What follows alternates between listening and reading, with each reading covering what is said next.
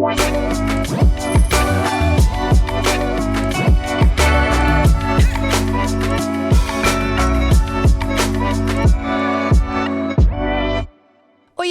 Esse aqui é o nosso primeiro episódio do podcast Vida Memorável. É isso mesmo. Já tinha um podcast antes, mas eu falei, agora a gente vai fazer um com uma nova estreia, com uma nova roupagem. E a ideia é mostrar para você, na prática, como que a gente pode ter uma vida memorável em todas as áreas, em todos os sentidos. E para isso a gente tem vários convidados aqui. Vamos ter um rodízio aí dos mais empreendedores, das pessoas mais bem-sucedidas, compartilhando as melhores práticas para você.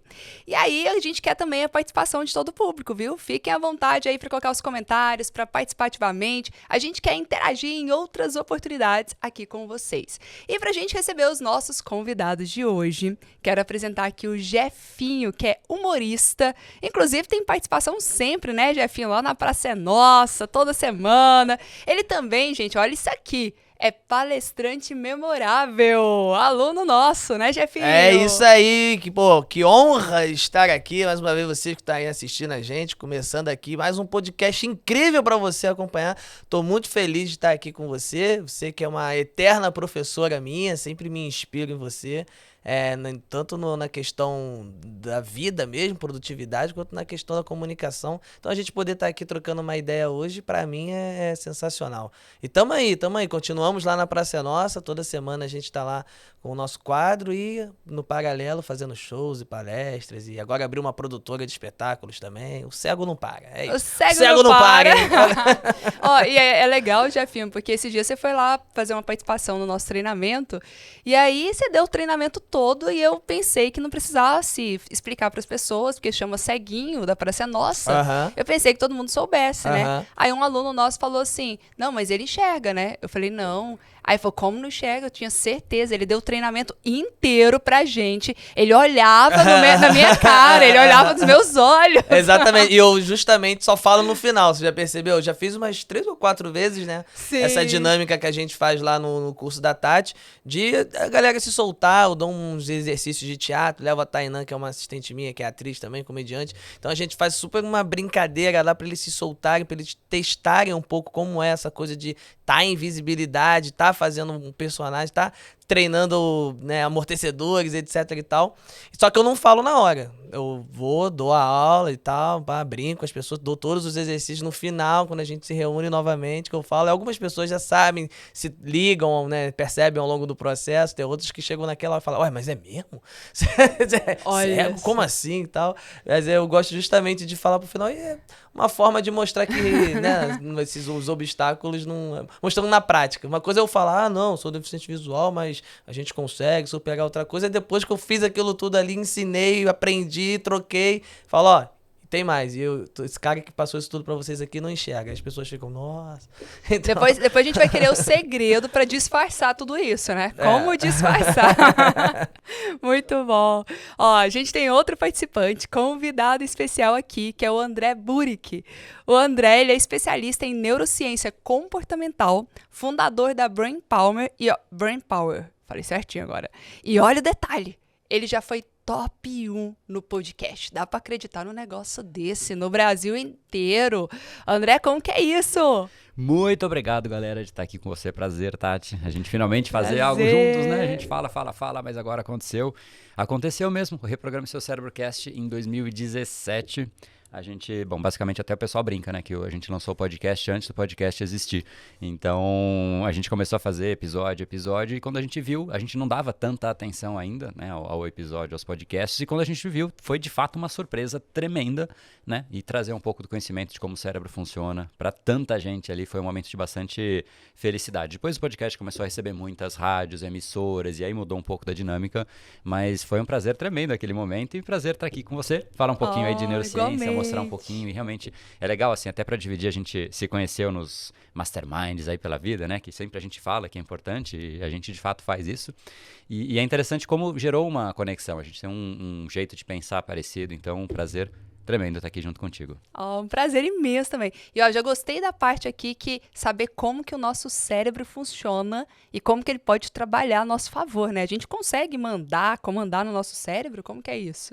Total. Na verdade, assim, o cérebro, ele é uma grande máquina de repetição de padrões, né? Ele vai aprendendo ao longo do tempo, porque ele, no fundo, ele quer automatizar os processos que a gente faz. Então, tudo aquilo que a gente faz no nosso dia a dia é uma automatização. A gente vai trazendo para o inconsciente. Então, aquilo que a gente faz inicialmente de forma consciente, quanto mais a gente faz, mais o cérebro vai se alterando, fisiologicamente mesmo, né, por dentro, e ele vai aprendendo aquilo. Na hora que ele aprende, a gente deixa de precisar colocar esforço, energia, e aí a gente começa a fazer aquilo de forma automatizada.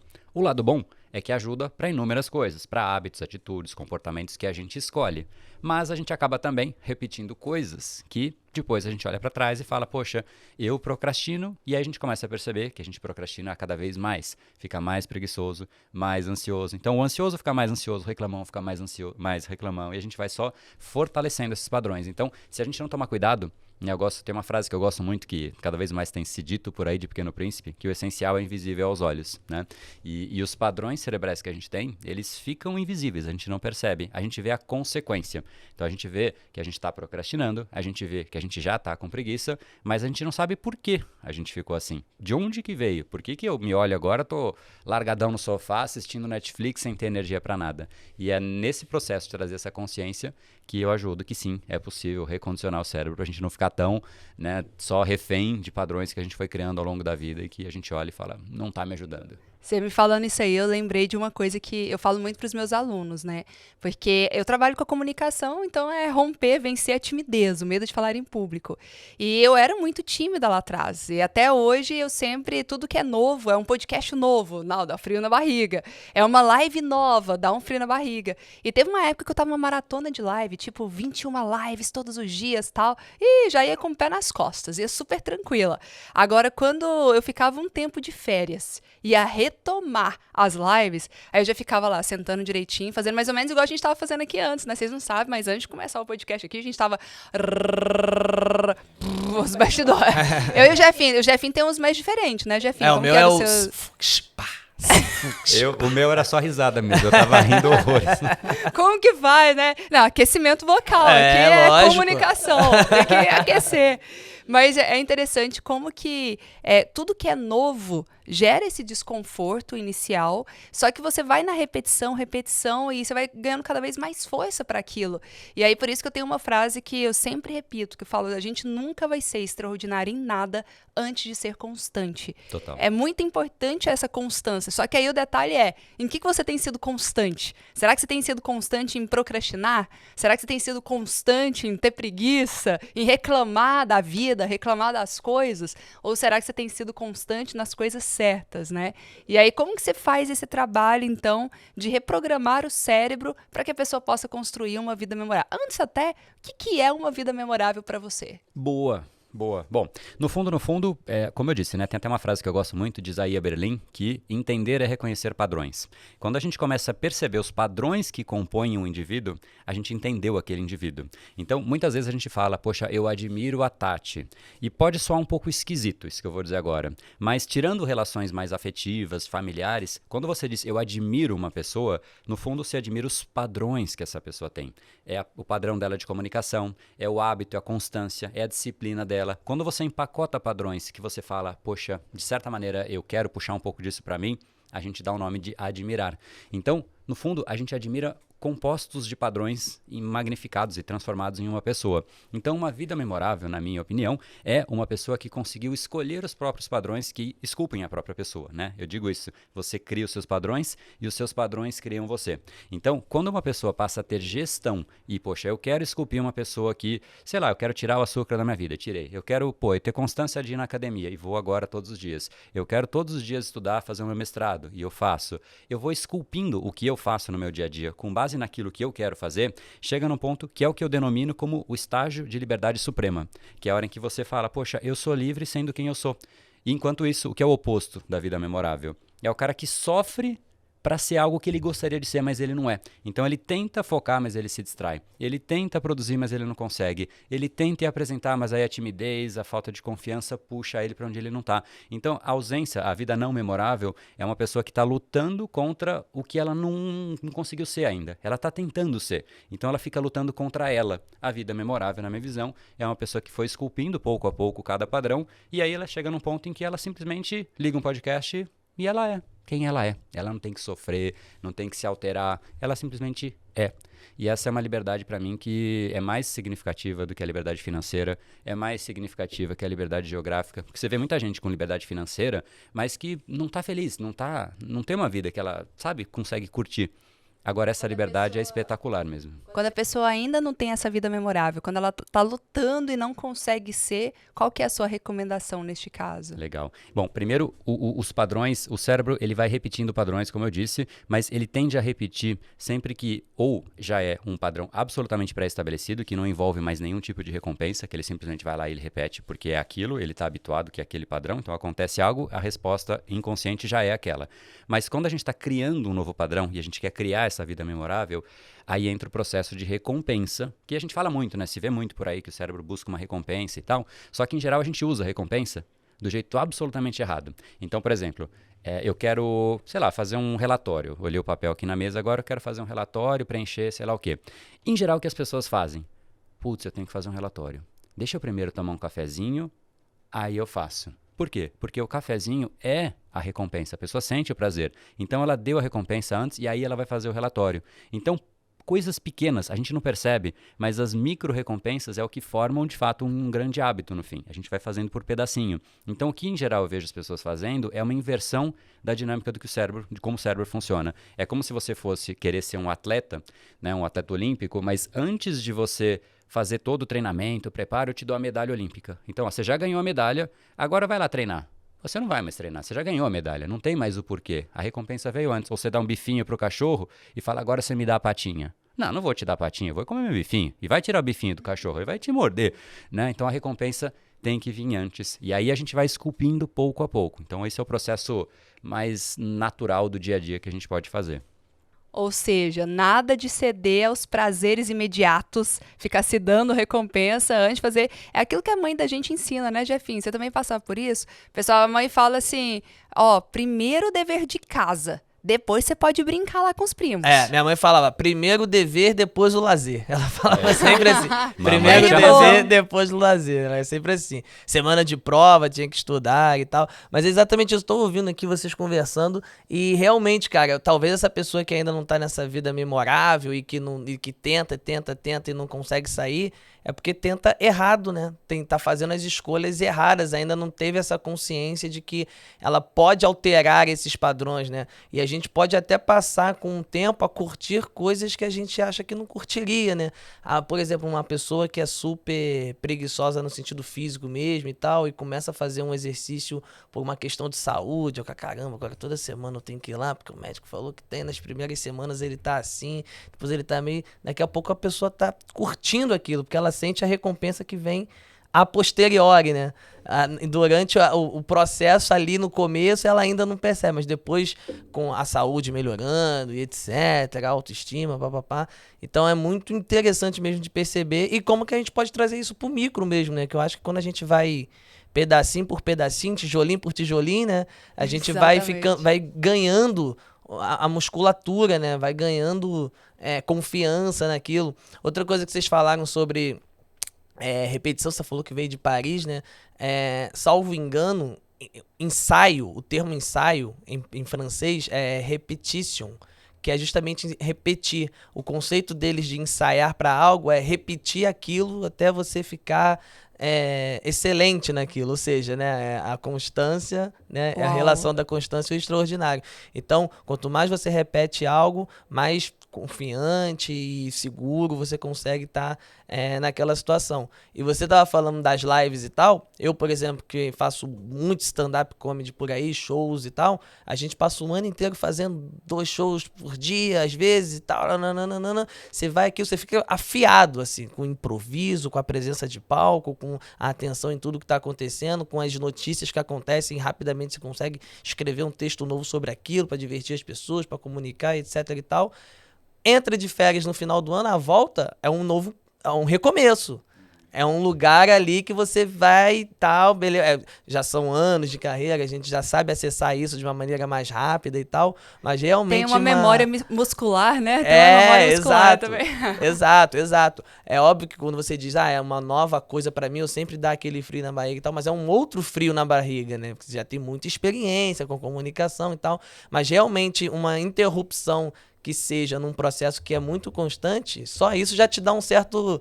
Cara, se sente alguma coisa diferente, que você vai ter que trazer aquilo de volta e aí exercita de novo, daqui a pouco você já tá com a excelência de novo, né? E para quem não tem essa experiência, então é mais importante ainda que comece, que entre na coisa do tijolinho por tijolinho, da repetição, diazinho, dia após dia. Eu queria a gente pegar vai um gancho nesse ponto que sua mãe falou muito bem do lance da consciência, né? Porque o nosso inconsciente, ele é muito rápido, ele é muito veloz e muito poderoso. O consciente, ele é mais lento, mas também poderoso. O grande ponto é que, em geral, a gente rege a nossa vida, as escolhas, tudo que a gente faz pelo inconsciente. A gente vai só repetindo. Então, por exemplo, quando alguém reage e diz alguma coisa pra você, talvez no seu time, você já tem algumas reações meio que prontas, né? Intuitivas. É automático, o seu cérebro já foi treinado daquela maneira.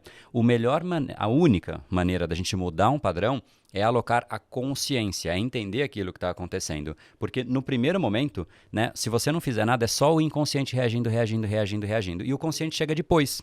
Então, o que a gente precisa fazer? Primeiro, colocar o consciente em primeiro lugar. Porque, por exemplo, o foco. Foco é uma atividade consciente, né? A gente, de fato, não pode inconscientemente achar que a gente vai focar em alguma coisa. O foco é uma coisa que, assim, a atividade, o estímulo ao nosso redor que mais gerar atrair a atenção, é para lá que a gente vai. Então, o foco, ele nunca é perdido. Quando uma pessoa fala assim, eu não sou focada, é porque ela conscientemente não quis ainda ser focada, não sabe, não decidiu. Ela não Aliás, treinou. existe um problema também na minha concepção do ser, né? As pessoas sempre acham que são algo de uma maneira muito definitiva, assim, né? Estou focada, nunca né? estão algo, tipo assim, eu sou assim. Aí parece que é algo que não tem jeito, que não tem cura, né? Que não tem, não, eu sou assim. Ela se define como pessoa, e geralmente... no sentido negativo, né? Se ainda fosse no positivo, fala, caramba, que autoestima que essa pessoa tem e tal. Mas geralmente eu sou preguiçoso. Não adianta, eu sou preguiçoso, eu sou estressado. Eu sou assim, comigo não tem jeito. Sabe, a pessoa se define daquela maneira e eu acho que isso limita também, que ela não, se tratando de coisas negativas, ela não vai trabalhar pra mudar, né? É porque ela aí, sabe qual é o ponto? Aí ela tem o consciente e o inconsciente aliados na mesma coisa. O inconsciente já é assim e o consciente dela reforça a mesma coisa. Pra mudar o inconsciente, você tem que pegar o seu consciente e fazer um trabalho nele, trazer a alocação de consciência para aquilo que você tá fazendo. Por isso que, por exemplo, para focar, o foco de fato é uma atividade que você tem que estar ali, direcionando a sua atenção, porque o inconsciente, ele vai para onde chama mais atenção. Então, se eu tô falando com você e chega uma notificação, automaticamente um cérebro destreinado, ele vem para onde vai a notificação, porque chama mais atenção. Então, os estímulos ao nosso redor, quanto mais destreinado é o cérebro, mais o cérebro vai para os estímulos que vão acontecendo, mais ele vai para o prazer de curto prazo, mais ele prefere o Netflix do que a academia, mais ele prefere, sei lá, o conforto de não apresentar em público, porque naquele momento dói na hora falar, versus o desconforto de enfrentar, de alocar a consciência, falar, eu preciso melhorar, eu preciso trabalhar. A consciência cansa, o inconsciente não cansa. Então, eu gosto de dizer, inclusive, que eu defino as pessoas muito mais pela dor que ela abraça do que pelo sonho que ela tem. Porque muita gente tem muito sonho, e eu acho importante ter sonho, não estou desmerecendo o sonho, mas pessoas falam, não, meu sonho é isso, meu sonho é aquilo. Só que isso reflete na vida da pessoa? Difícil, é uma coisa muito distante. Agora, se a pessoa ela abraça a dor de ir na academia, eu sei como é o corpo dela. Se ela abraça a dor de, poxa, mesmo quando no relacionamento a outra pessoa está impaciente e ela se dedica para o relacionamento, eu sei que ela tem um relacionamento. Se ela abraça a dor de virar um palestrante, eu sei que ela tem a probabilidade maior de virar um palestrante. Então, a dor que a pessoa abraça define quem é a pessoa, muito mais do que o sonho que ela tem. Só que a dor é a consciência. A consciência dói. Dói pensar, dói agir, dói mudar. E aí a gente escolhe, né? Ou a gente vai pro lado de escolher a dor, ou a gente vai de escolher o prazer. O cérebro destreinado vai pro prazer. E é uma escolha muito particular. Pô, você falou esse lance do que a consciência dói e no caso do inconsciente não. E geralmente tem isso, né? Quando você tem um padrão que por mais que seja negativo você não consegue sair, é porque é gostosinho, né? É quentinho ali, você não A quer... preguiça é confortável. Você fica É igual ali... cartão de crédito. Na hora que você gasta é uma delícia, mas a conta chega. A pessoa fica se auto-sabotando, se prejudicando e tal. Aí você, às vezes até gente de fora, de uma maneira, você fala, como é que esse cara consegue? Como é que essa pessoa consegue? Não tá vendo que não tá dando certo e tal, não sei o quê. Mas é que pra ela, é isso, essa relação da dor e do conforto. Tá muito confortável, assim, né? É mais doloroso ela trabalhar pra sair dali do que ela continuar ali e sofrendo as consequências. Só que as consequências são Eu me eternas, lembro- né? São pra vida, assim, a Eu pessoa me deixa lembro de se uma vez tornar. que eu assisti um filme que me marcou muito, até tenho vontade de lembrar o nome dele, que fala justamente sobre isso. Era um rapaz que ele falou assim: agora eu quero abraçar a dor. Tudo que eu não tiver com vontade de fazer e que eu sei que é importante pra minha vida, eu vou fazer. E aí ele ficava o tempo todo se desafiando os seus próprios limites, assim, e falava, tipo, não quero acordar cedo, não quero acordar de madrugada, mas eu vou acordar. Não quero ir pra academia, não quero comer salada, mas eu vou fazer justamente porque eu não quero. Sabe? E ele começou eu a acho que a gente tinha que pedir desafiar. pra audiência mandar no nosso direct esse filme, porque eu quero ver esse filme. É, Quem boa, lembra você desse que tá filme, aí. ajuda a gente aí. Pô, eu quero ver esse filme. Ajuda a gente. Ele me marcou muito na época, porque assim, eu falei, olha, que legal você renunciar a prazeres imediatos e focar em algo que você sabe que você tem que fazer, você sabe que é importante, mas a gente tem esse desejo de fuga. É, total. E aí, quando você falou de abraçar a dor, eu achei muito significativo. Por quê? Porque existem duas dores na vida, né? A dor que pode ser imediata ou a dor a longo prazo. E essa dor a longo prazo, ela é muito mais pesada do Total. que a dor imediata. Então, assim, nossa, eu não quero agora ter a dor de comer um alface, de comer uma salada. Deixa eu me esbaldar aqui num doce. Beleza, mas daqui a pouco você vai ter a dor da obesidade. A dor de uma saúde ruim, de ficar empanzinada. Nem sei se empanzinada conhece pra todo mundo, né? Porque na minha terra... Não conheço. Não, eu conheço. É. A gente, Você conhece? eu conheço, eu Como uso que é? bastante. Tipo... Comeu pra caramba e fica... cheio de gases, assim, né? empanzinado. Que negócio assim, bem... Não sei se vocês conseguem ver a cara do empanzinado que ele fez. A cara do empanzinado. Ai, caramba. Então, assim, são duas dores. Tipo, a dor de não ter que trabalhar hoje e pegar no pesado, naquelas coisas que você não quer. Ah, deixa eu curtir meus hobbies, só os hobbies. Deixa eu curtir os prazeres imediatos. Deixa eu ir pra novela, BBB, tal. Daqui a pouco vem a dor da pobreza, vem a dor de você não poder decidir aonde você vai colocar os seus filhos pra estudar, a dor de você não poder pagar um hospital de qualidade quando for preciso. E eu acho que a grande mudança da minha vida veio quando eu decidi empacotar a dor. É Olha. muito louco, porque, assim, primeiro, concordo 100% com o que você falou, fazer inglês dói, mas não fazer também dói. Ir na academia dói, mas não ir também dói. Então, ou é uma dor que você escolhe, ou você vai deixar que ela te escolha. Então, eu prefiro Uau. escolher antes do que depois deixar que ela me escolha. Mas as grandes mudanças que eu tive na minha vida foram exatamente nos momentos que eu empacotei dores. Então, quando eu saí do mundo corporativo, a gente estava batendo um papo, né, que eu vim de Johnson, Citibank, Danone, BTG, enfim, uma carreira que estava redondinha, super bacana, né, tranquilo. Já tinha acesso ali à presidência, menos de É, 30 anos, tava carreira bem redondo, sucedida. Tudo tranquilo, né? Eu respondia pro presidente, tinha um salário muito bacana, um time de mais de 50 pessoas, tudo fluindo muito bem. Mas eu não estava mais sentindo, eu não sentia que eu gerava valor, né? Isso para mim é uma coisa que me tomava demais. E aí eu falei, vou tomar a decisão de sair disso e, cara, vai vir um pacote de dores somadas. Primeiro, a dor de todo mundo me questionando. Antes de tomar a decisão, eu já falei, eu vou aceitar essa dor, eu vou aceitar a dor de tudo que vier. Eu aceitei como forma de pedágio. Eu falei, isso daqui é o que eu vou abrir mão. Então, o que eu abri mão? A minha escolha foi muito bruta, eu dei um all-in, eu abri mão de tudo. Então eu falei que por 2 anos, absolutamente tudo que eu tivesse que fazer para criar o meu negócio, eu faria, independente de quanto isso me custaria, de quanto eu estaria pronto para aquilo ou não. E aí eu entrei em alguns masterminds, aí saiu, poxa, eu comecei a perguntar o que preciso para crescer no YouTube e tal, né? Eu crescer na internet. Você tem que começar a fazer vídeo. Eu falei, putz, fazer vídeo, mas quanto? 1 por dia. Cara, all-in, tô dentro. No mesmo dia eu avisei a audiência e comecei a fazer. Então tudo que vinha, tem que entrar em grupo, mastermind, treinamento, foi uma decisão de pacote que, assim, de novo, é a mesma coisa. Eu decidi abrir mão, eu escolhi essa dor. Na hora que eu escolhi essa dor, ela me materializou como consequência o projeto, que agora impacta a gente está com mais de 18 mil alunos, transformação impressionante nas pessoas, só que não existiriam, né? E eu sempre deixo essa reflexão para todo mundo. Será que não existe um outro lado, né, da sua vida que está assistindo, que, poxa, você não chegou ainda só porque você não aceitou escolher a dor e você está deixando que ela te escolha? Porque se tem dor chegando nas suas ombros, no seu ombro, nas suas costas, é porque você deixou que ela chegasse em você. Então, a sugestão é, vai vir dor. Escolhe a que você quer. Escolhe uma que você dá nome de rótulo, né, o rótulo de desafio. E monta, fala, cara, nesse período esse é o desafio que eu escolhi. Isso faz com que a vida se torne um grande videogame. E a gente gosta de videogame, mas na vida real a gente não gosta. Se tem um desafio na vida a gente não quer, mas no videogame a gente quer. No videogame a gente não quer vida fácil, a gente quer fase difícil.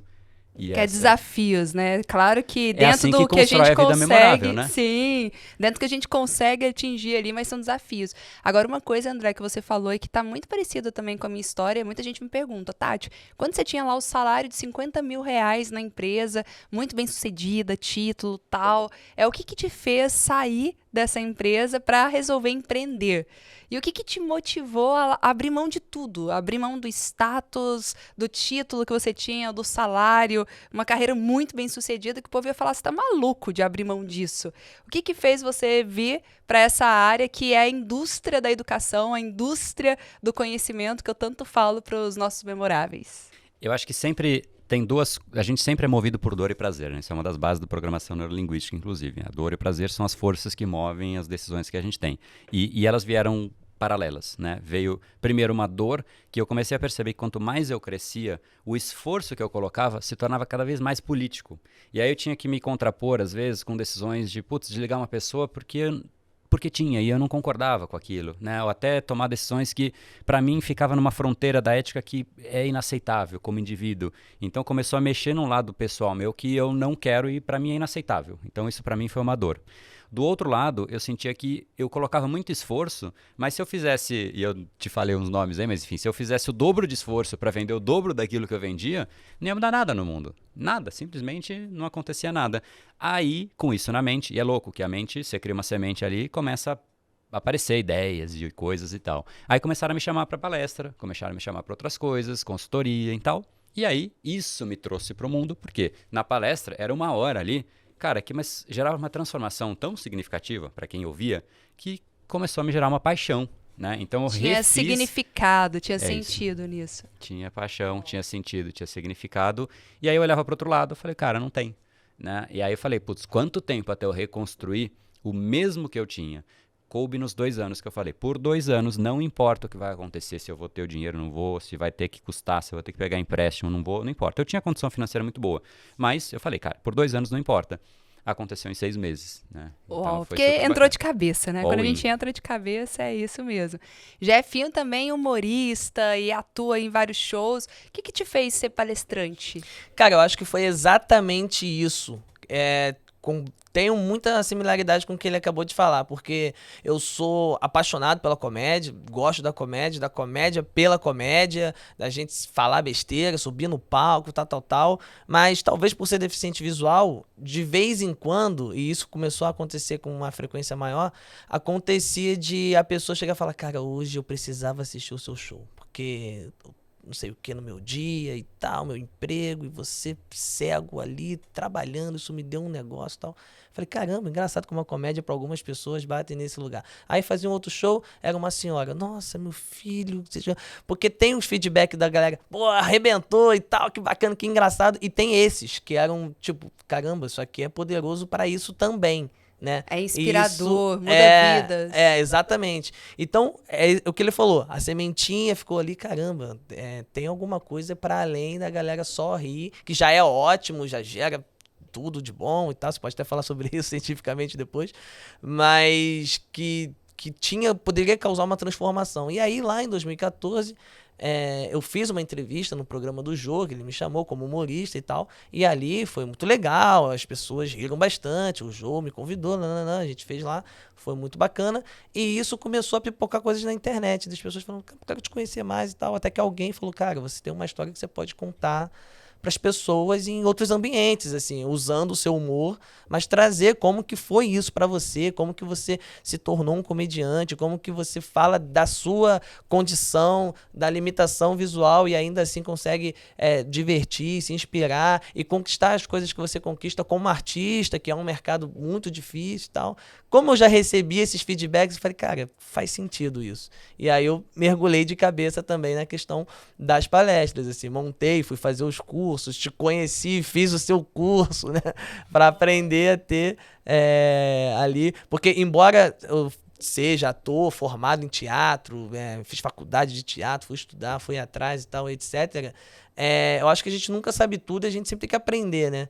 E você já, palestrante, mentora de palestrantes, eu assisti a sua palestra no evento que nós fizemos e foi uma coisa arrebatadora. Eu falei, cara, eu quero aprender com essa pessoa, eu quero saber o que ela acessa, porque tem muita coisa ali de comédia, de atuação, de atriz, de inspiração, de oratória, mas eu preciso ter mais contato com isso para outra dinâmica que eu já tenho. Subo no palco, tal, já tinha feito show, sei lá, na Praça da Sé, para 20 mil pessoas, na Virada Cultural, tá lá, beleza. Mas tocar o coração das pessoas com a minha história, saber as técnicas todas que existem, os gatilhos, as viradas e tal, eu consegui me aprofundar nisso estudando com você e pegando outras referências também, mas principalmente com você. Eu fiz o seu curso e mergulhei de cabeça. Hoje eu me considero um humorista de bastante sucesso, sim. Eu trabalho no programa mais clássico, longevo da televisão brasileira, e como palestrante também eu sou muito feliz. Já consegui aí fazer palestras em grandes eventos, em grandes empresas, Bradesco, Oi, Embratel, Shell, Ambev, enfim. Então eu me sinto, eu fico feliz. Deixa eu até brincar aqui, porque na hora que eu falei com o André, eu tava apresentando o Jefinho, né, falando todo o histórico do Jefinho, tudo que ele faz. Eu falei, não, ele trabalha lá na Praça é Nossa. Aí o André falou, nossa, Praça é Nossa, meus avós assistiam a Aí na hora que você falou mais longevo, eu falei, é longo mesmo, longa estrada. Tem gente que fala, a Praça é Nossa ainda existe? Existe e tal. Inclusive é o único programa de humor da TV aberta do Brasil, assim. Quem não tem acesso à internet ou à TV a cabo, só tem, dentro da TV aberta, a Praça é Nossa como programa de podcast humor. Do Brain Power. Surgiu antes do podcast existir. Praça é Nossa é o programa de humor que surgiu antes da televisão. E eu tô falando de Praça é Nossa, né? De SBT, 35 anos. Se for contar com a Praça da Alegria, que era com o Manuel de Nóbrega, aí vem lá dos anos 50, enfim. É um programa que tem uma história muito rica e muito importante também pro humor do Brasil. Porque todos os grandes passaram por ali de alguma forma, né? Golias, Jô Soares. Mas enfim. posso pegar um gancho na história dele que eu achei espetacular? Primeiro, parabéns demais, né? Porque realmente é inspirador. Obrigado. E eu acho que o grande ponto é que a sua história pode, de repente, tirar de inspiração nas pessoas, é que, em geral, as pessoas pegam a sua própria deficiência e elas usam aquilo como desculpa para não fazer.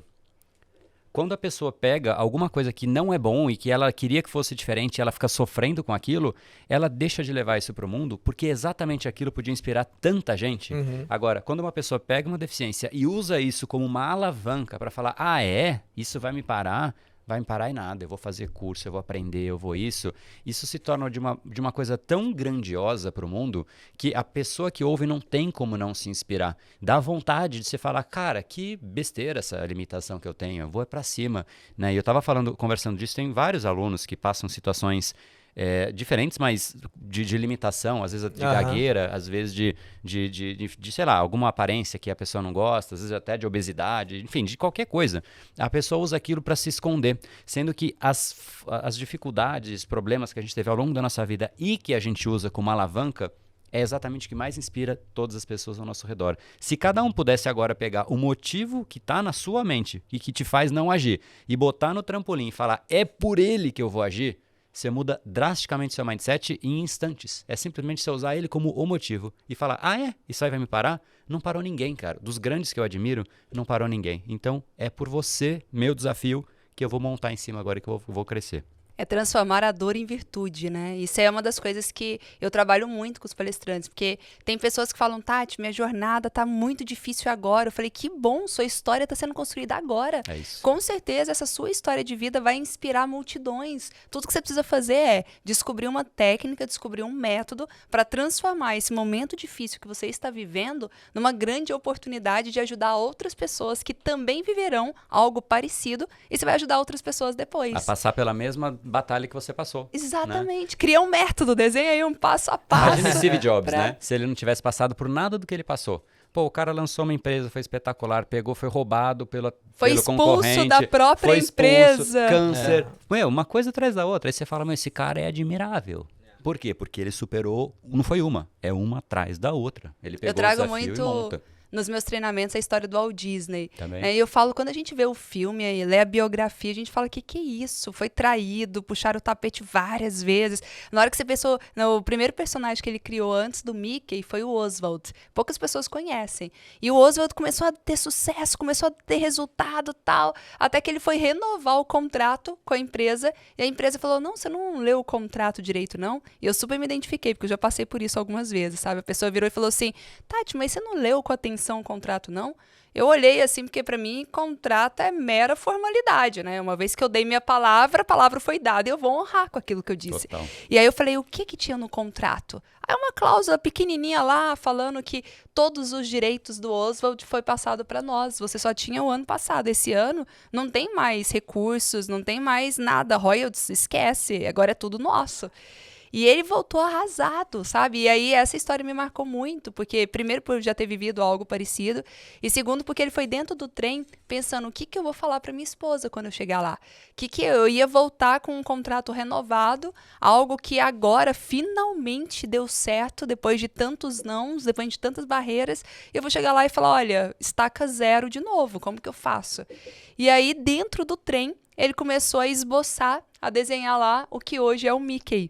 Era um ratinho muito mal feito ainda, tal. Ele até deu o nome no primeiro momento de Mortimer Mouse. Olha que nome Meu Deus. difícil até de falar. No Brasil não ia ser E bom, aí, não, né? não ia ser bom não, olha o nome. Aí o detalhe, eu brinco, falei que agora eu tenho que puxar a sardinha pras mulheres, né, gente? Olha aqui as mulheres. Na hora que ele chegou, ele falou assim, esposa, tenho uma notícia boa e uma notícia ruim pra te passar. Qual que você quer ouvir primeiro?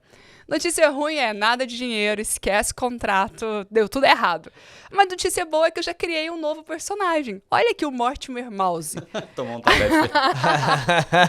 Ela olhou assim e falou, até que o bichinho é bonitinho, esse ratinho aí, não sei, muita gente nem sabe que o Mickey é rato, né? Nem associa. Tanto que o personagem é bonitinho. Falou, mas esse nome, não, que tal Mickey Mouse? Aí ele ficou meio que cabeça dura no início, não queria aceitar logo de cara não, mas depois ele acabou cedendo, graças à mulher, o nome é Palavra Mickey final, Mouse. final, né? Tá vendo? É da mulher. O homem diz sim, senhora. Que maneiro, Sim, que senhora, maneiro. né? Essa história dele é muito legal mesmo. Eu tava ouvindo, você tava falando da dor, de agir a partir da dor e tal. E aí eu tava aqui pensando, é isso mesmo, tal, foi isso mesmo que eu fiz. Só que lembrei do que você falou da coisa do consciente e do inconsciente, né? Eu acho que rolou uma parada muito assim comigo, assim. Porque eu até costumo falar nas minhas palestras, assim, que você não consegue transformar algo ou trabalhar em algo se você não aceitar que aquela parada existe, né? Que aquela coisa tá acontecendo. Tem gente que fica na negação, não, eu não sou preguiçoso, eu não tenho problema com droga, eu pago a hora que eu quiser, não, eu não sei o quê. Então, eu, né, fiquei cego aos 11 anos por conta de uma trombose no cérebro, inclusive, uma trombose cerebral. A sequela foi a atrofia do meu nervo óptico, né, que liga o olho ao cérebro. Aí, no começo, criança, pré-adolescente, não entendia muito aquilo direito. Tem que usar bengala. Não quero usar bengala, porcaria nenhuma, que não sei o que, não preciso disso, e lá. Então, eu passei dos meus 11 aos meus 14, 15 anos, não dá pra dizer que eu era depressivo e tal, eu tinha uma família muito calorosa, tenho ainda, mas no aspecto da minha limitação, eu não lidava bem. Quando eu entendi que, cara, é isso, então, sou uma pessoa com deficiência visual, então o que tem? Como que eu vou agir a partir disso, né? Que foi o que você falou. Tem gente que fala, você tem que trabalhar apesar da sua limitação. Acho que sim, mas eu acho que também é bacana eu trabalhar a partir da minha limitação. Tipo, se isso faz parte do que eu sou, pelo menos por enquanto não há cura, etc e tal, quais são as ferramentas que eu tenho, quais são os caminhos que eu tenho. Quando eu virei essa chave, já foi ali por volta dos meus 16 anos e tal, as coisas caminharam de uma maneira muito rápida pra mim, assim. É o que você falou, em 6 meses as coisas aconteceram. A partir do momento, dos meus 16, 17 anos, que eu entendi que eu era uma pessoa com deficiência visual e isso não me desabonava, que todas as pessoas são diferentes e todo mundo precisa de ajuda em algum nível e que se a gente se colocar pro mundo, o mundo vai se colocar pra gente. as coisas foram acontecendo. Então, aí eu já conheci as artes, já fiz o teatro, já me formei. 3 anos depois já estava na comédia, aí 4 anos depois já estava no programa do Jornal. E tô aqui até hoje conversando com vocês por conta dessa decisão, dessa virada de chave que veio na minha adolescência, de eu pensar, cara, tem caminhos, tem situações aqui. E o que me ajudou muito no começo foi conhecer outras pessoas que já eram cegas há mais tempo, que já tinham passado por aquilo, que eram bem-sucedidas e viviam suas vidas, e falaram, cara, por que eu tô reclamando se esse cara vive bem dessa maneira, eu também posso viver bem dessa maneira. Esse é um ponto. Né? Ler biografias, assistir filmes baseados em fatos reais, conhecer histórias de pessoas que inspiram. Esse é um dos pontos que eu sempre pego pra mim, viu? Porque mentores, pessoas que já trilharam aquela jornada, né? Tipo, ouvir a história do Jefinho, quantas pessoas devem estar se inspirando nisso agora? Né? Quantas pessoas falam, nossa, é mesmo, eu preciso me aceitar. O primeiro passo é a aceitação. E depois, e agora? O que eu faço com isso? Como que eu posso transformar? Né? Primeiro se aceita, aí se alavanca em cima daquilo que você Sim. trata. Porque se você não aceita, você nem, né? Não sou cego, não tenho esse problema, não, isso não existe. Não sou preguiçoso, não. A hora que eu quiser eu pago, a hora que eu quiser eu começo. E aí a pessoa não quer isso, né? Fica ali no quentinho, na negação e tal. Tem que quebrar essa casca, né? E é muito prazeroso, que a partir do momento que você vai, as coisas vão acontecendo, né?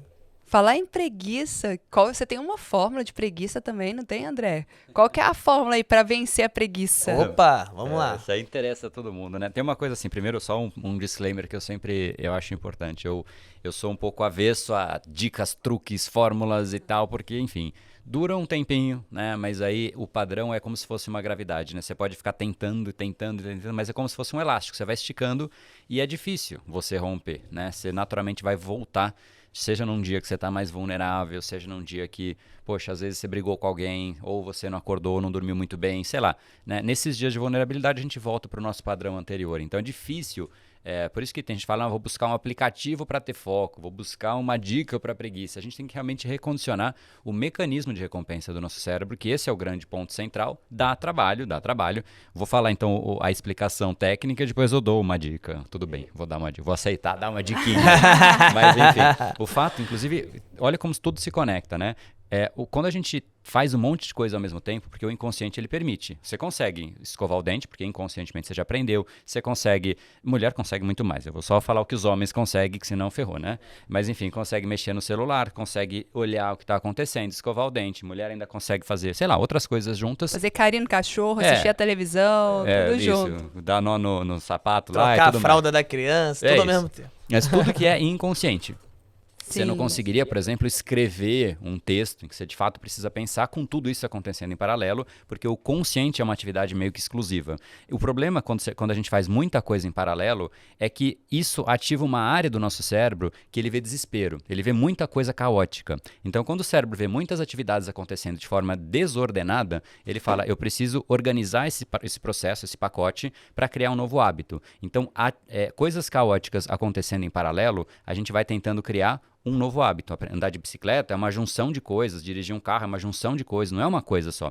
Então o cérebro ele vai aprendendo para tornar aquilo inconsciente. Agora, o que realmente muda o indivíduo e faz com que você, consiga acessar a sua genialidade, que está lá dentro de você, que você realmente precisa de foco, concentração, acessar flow, é uma área mais de exclusividade. Por isso que não há como você ser multitarefa e produtivo. Né? Porque o multitarefa, ele faz um monte de coisa, mas tem estudos de Gloria Markham, que eu gosto muito, chama Multitasking in the Digital Age, que ela mostra estatisticamente que se perde 40% em média de produtividade quando você é multitasker, mesmo sendo mulher. Né? Então, a amostra é grande. Porque, querendo ou não, o cérebro, quando tem duas tarefas, ele pipoca um pouco aqui e um pouco ali.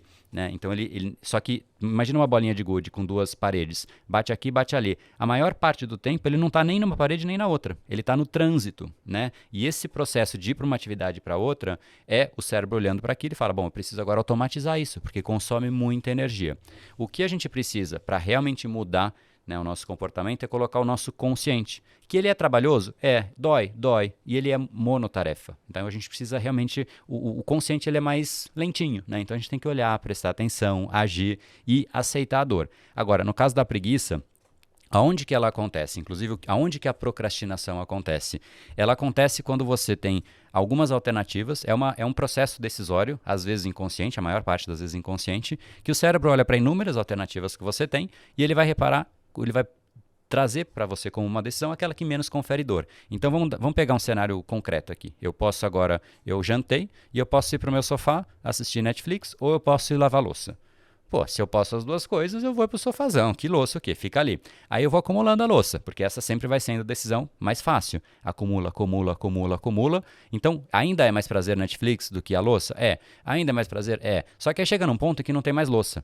Aí eu vou começar a ter que, sei lá, comer na mão, né? Aí eu falo, meu, esse negócio tá esquisito. Aí começa a juntar mosca, rato, sei lá o quê. Então, a dor de olhar para aquela louça é maior neste momento, em absoluto, do que o prazer de assistir o Netflix. Então o cérebro automaticamente vai para onde tem um estímulo maior, que é o da dor, aí ele vai lá e resolve. É por isso que a gente faz quando está em cima da hora, quando um prazo está perto, quando a gente sempre está ali, porque tem a dor que chegou. Então a dor de fora veio e fez com que a pessoa agisse, não porque ela escolheu, mas sim porque ela foi controlada pelo ambiente externo. Como que a gente inverte isso? Ou a gente adiciona e tem clareza de dor e prazer, né? A gente vai escolher uma dor, seja ou escolhendo o que ela vai chegar na gente. Esse é um processo que eu gosto. Ele é um pouco mais lógico, né? Que a gente de fato passa a ter gestão da gente mesmo. Eu gosto um pouco mais dessa linha, mas tem truquezinhos e hackzinhos. Por exemplo, o cérebro ele vai olhar para a dor de ir na academia, por exemplo, é um processo longo. Você tem que pôr a roupa, você tem que ir. Eu vou correr uma maratona, vou correr uma esteira de 1 hora. Se a gente começar a mostrar para o cérebro que é simplesmente uma coisa pequena e aquela, sabe aquela dica que se fala muito disso, né? Coloca só um pouquinho e depois de você começar, você já entrou na inércia. Então, ao invés de você falar, vou correr 1 hora hoje, cara, eu vou correr 5 minutos. Se eu estiver curtindo, eu continuo. Mas é questão de honra. Você diminui a dor. Então, o fato é, dado que a dor e o prazer são os que direcionam o nosso comportamento, diminui a dor até ela ficar do teu tamanho. Porque se o seu cérebro é fraco, ele não aguenta coisa muito grande. Então, diminui a dor. O tamanho da dor que você pode abraçar é o tamanho do condicionamento do cérebro que você tem. Quem já é preparado e fala, meu, fazer uma primeira palestra, um primeiro podcast vai doer, vem em mim, que eu quero essa dor aí, já condicionou o cérebro, já está preparado. Quem não está, diminui a dor para caber no tamanho do cérebro, né, do condicionamento do cérebro que a pessoa tem. Então, só ajusta o seu cérebro. E olha que funciona mesmo, né? Porque você vê livro, às vezes você fala, nossa, eu vou sentar aqui para ler o livro inteiro agora, eu vou ler um capítulo inteiro. Você nunca arruma tempo para isso. Mas não, deixa eu só ver uma página, deixa eu ver um parágrafo, é melhor do que nada, é 10 minutos por dia. Aí a gente já consegue arrumar tempo para isso. Igual na academia, você vai ficando mais forte, né? Você vai treinando, aí quando você vê o bíceps começou a crescer, você vai treinando o cérebro também. Aí essas pequenas vitórias geram mais motivação e aí libera os hormônios positivos pra você falar, quero mais disso, quero mais disso. Eu tô nisso na academia, eu tô assim 1 ano e meio firme na academia e eu tô adorando. Falei, agora eu não deixo mais de ir. Tipo assim, eu nunca priorizei na minha vida ir pra musculação, mas eu priorizo agora. Por quê? Não só porque eu sei a importância, mas eu vi o resultado. E aí quando a gente vê o resultado, isso gera todos os hormônios que a gente precisa pra colocar isso como prioridade máxima na nossa agenda, sabe? Então isso faz a diferença. Agora uma coisa também que a gente estava até conversando aqui nos bastidores e tá um pouco atrelado à preguiça, mas não só isso, que é a questão assim, eu percebi que muitos empresários, muitos palestrantes têm a questão do medo de vender, né? A gente tem uma tendência de escolher tarefinhas mais prazerosas, tarefinhas que a gente tem facilidade de fazer, e aquelas tarefinhas que exigem um pouco mais de esforço, energia, que talvez tenha que lidar até com algumas emoções de rejeição, porque venda é muito você aprender a lidar com os nãos da vida, lidar com rejeição. A gente tende a fazer uma fuga para isso, né?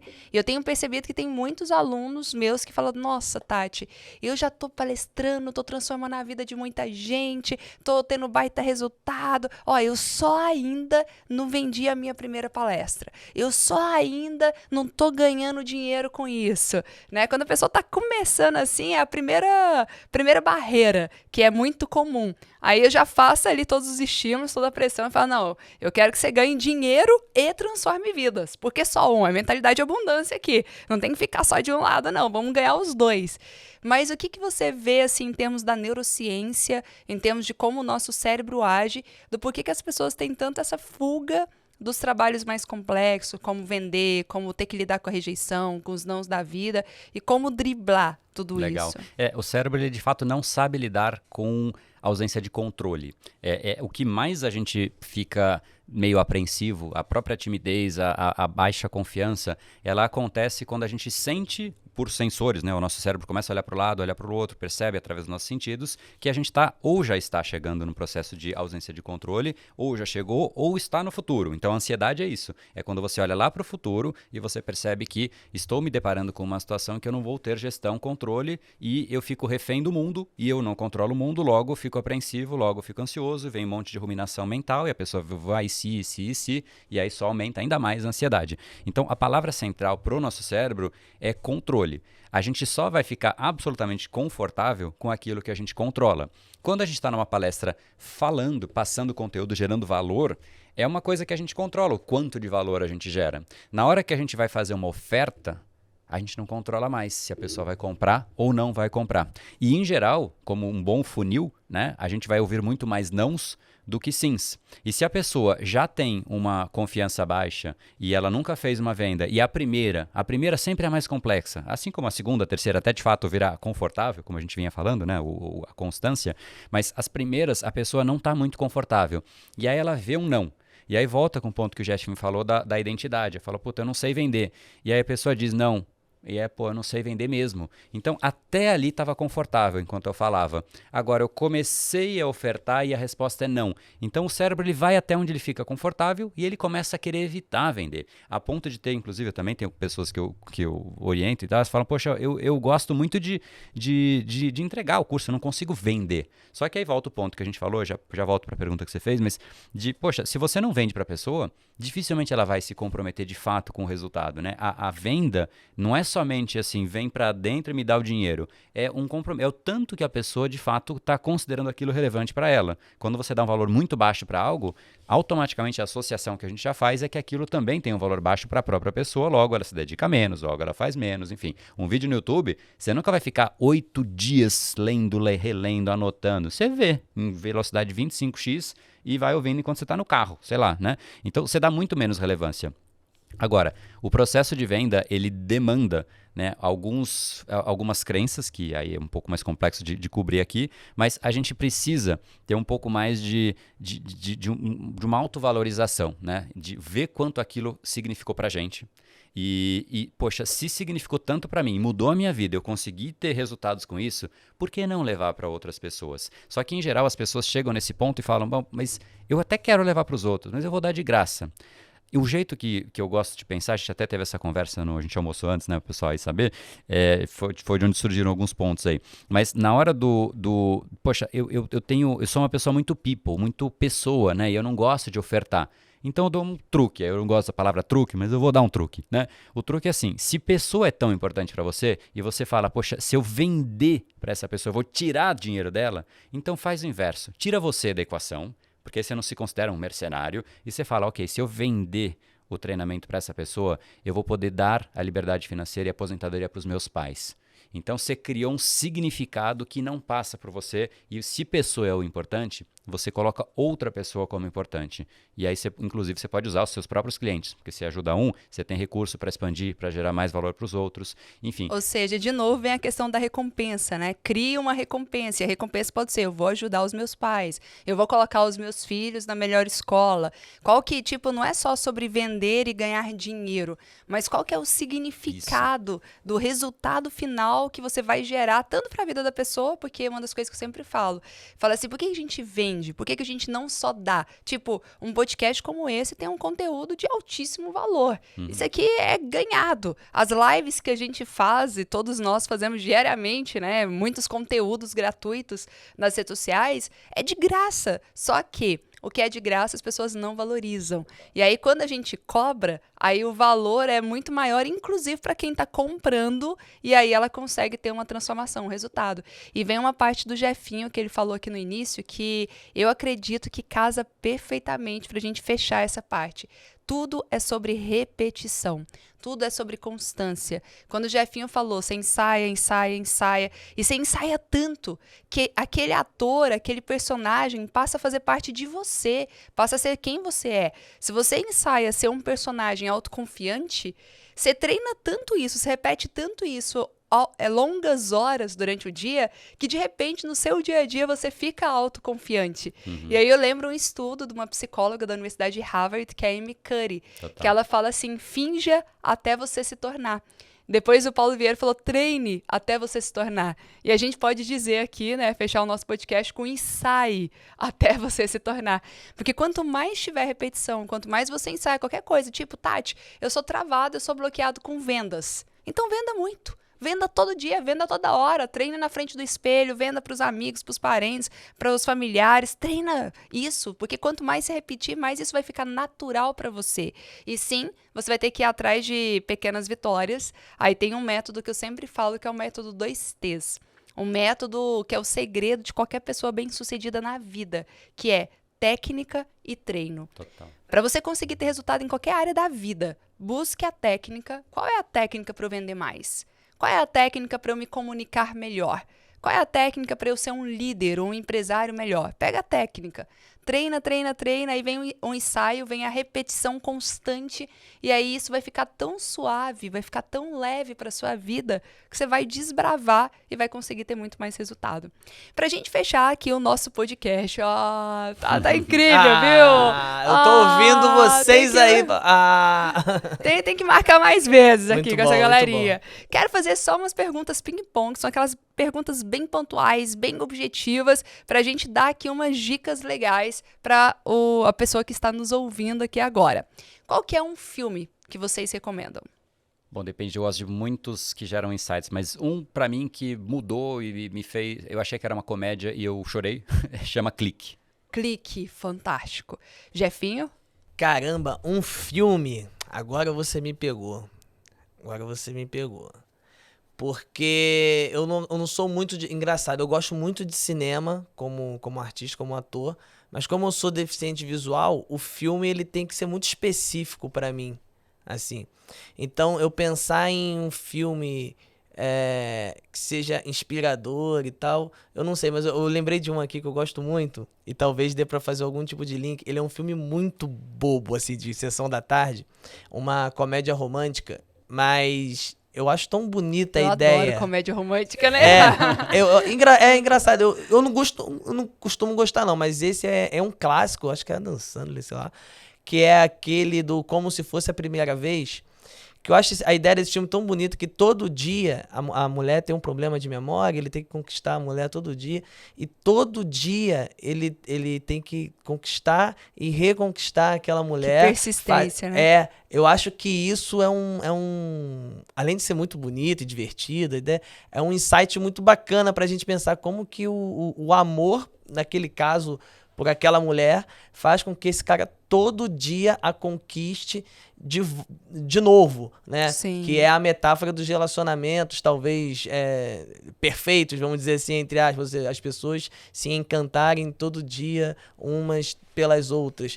E também pode ser uma metáfora pro que você quiser na vida, né? Pelo teu sonho, você todo dia se encher do combustível, do amor por aquilo que você quer lutar pra obter todo dia, né? Perfeito. Eu acho que é um bom filme. Veio agora, eu sempre falo desse filme assim, e eu falando aqui, me veio ele, falei, caramba, ele tem insights. E um livro? Uou, bom, livros são vários, assim, e pra cada coisa que a gente... É difícil escolher, eu gosto dessas perguntas aí, você fala, Tati, que é isso? Bom, que eu gosto de livro que muda o comportamento. E um que eu até distribuo às vezes para alunos é um que chama Dieta da Mente, né? Que fala muito sobre o tanto da alimentação que a gente faz de forma inadequada. Então ele me fez realmente pensar em mudar a minha alimentação. Foi um bom ponto de inflexão e ele tem um foco muito grande em glúten, né? E me fez olhar, entender o mundo de um jeito um pouco diferente ali. Foi bem valioso. Que bacana. E Jefinho? Pra mim, cara, eu sou libriano, né? Olha eu falando. Então tem essa coisa escolhe isso, aquilo. Eu sempre, quando me perguntam de livro, eu sempre vou no último que eu tô lendo, se eu tô lendo é porque tá me encantando muito. Eu tô lendo um que eu não vou lembrar o nome, cara, mas é sobre o Mindset Fixo e o Mindset de crescimento, daquela Carol... É o Mindset o nome, fantástico. E eu tô gostando muito desse livro porque ela fala ali da questão do que a gente conversou aqui, do esforço, do dia a dia, de fazer e tal, da dor, de abraçar essa dor e tal. E tá me ajudando bastante também esse livro, assim, acho bem, bem legal. E falando em livro, eu não posso deixar de recomendar o meu, né? Faça o Tempo Enriquecer Você, Tati DeAngelo, autora, que eu super recomendo. E tem o meu também. E tem o seu, né, chefinho? Aqui. E em breve vai ter o do André também. Ó, pra gente encerrar, então, qual é a mensagem final, uma frase ou alguma mensagem que vocês querem deixar pro nosso ouvinte aqui para que possa cada dia mais construir essa vida memorável? Boa. Vai lá, Jefinho. Eu acho que a gente pode tudo que a gente acreditar que pode, cara. Eu acho essa frase, assim, esse pensamento, né? Todas essas frases que alimentam isso. Quando você fala que a pessoa nunca vai ser extraordinária antes de ser constante, a primeira vez que eu ouvi isso, falei, caramba, eu saio repetindo isso, porque eu acho que é um fato, assim. E eu acho que a gente tem, e o André aqui explicou pra gente, caminhos de escolha mesmo. A gente pode escolher ser mais produtivo, a gente pode escolher cuidar mais de si. Então, quando a gente tem um processo que pode ser muito longo, talvez doloroso, é bom a gente ter essa consciência de que se a gente quer, que a gente é do tamanho do nosso sonho, você é o único representante do seu sonho na face da terra. Eu acho que esses tipos de frase ajudam a gente a pensar que a gente pode trazer a responsabilidade para si, né? Tudo bem que tem um governo, que tem sua mãe, que tem sua história, que tem sua condição financeira, que tem sua doença, que tem... mas tem uma camada ali que é individual e que você tem o poder de arbitrar sobre e caminhar. Então, acho que mensagem minha final seria por aí. Perfeito. E o André? Eu vou pegar o gancho, eu gosto de fechar com uma mensagem que permeou a nossa conversa, né? E eu vou pegar o gancho da Amy Cuddy que você trouxe, do fake it till you make it, né? Então, ou finge até que você consiga, até você se tornar aquilo, ou treine até você se tornar aquilo. Eu vou adaptar um pouco essa frase. Eu acho que a gente tem que treinar até tornar o desconforto confortável. Porque nesse processo que a gente torna o desconforto confortável, a gente começou a moldar os nossos padrões. Então, ir na academia para mim não é mais um desconforto que talvez já esteja começando a deixar de ser para você. Para mim já não é mais, é conforto. Quando eu não vou, para mim isso é desconforto. Então, eu vou naturalmente, é leve para mim ir, e não ir é pesado, é incômodo. Isso faz com que eu faça com leveza, com naturalidade, com gosto, com prazer, porque eu condicionei meu cérebro para isso, aquilo que eu quero, e o que eu não quero gera desconforto. Então, o açúcar que eu quis tirar me gera muito desconforto só de pensar em comer. Então, basicamente, o prazer para mim está associado no que eu quero e não no que eu não quero. E, geralmente, é o inverso do que as pessoas fazem. Elas sofrem para fazer o certo, que elas deveriam fazer, mas elas fazem com leveza o que é o errado. Então, você inverteu a ordem e aí ficou incrível. É isso. Na verdade, você colocou na ordem certa, né? As pessoas que invertem. Então, a frase para mim é treine até tornar o desconfortável confortável. Uau! Fechou com chave de ouro. Muito bom. E esse é o nosso podcast Vida Memorável, todas as terças-feiras, às 20 horas. Esperamos vocês aqui. Um beijo!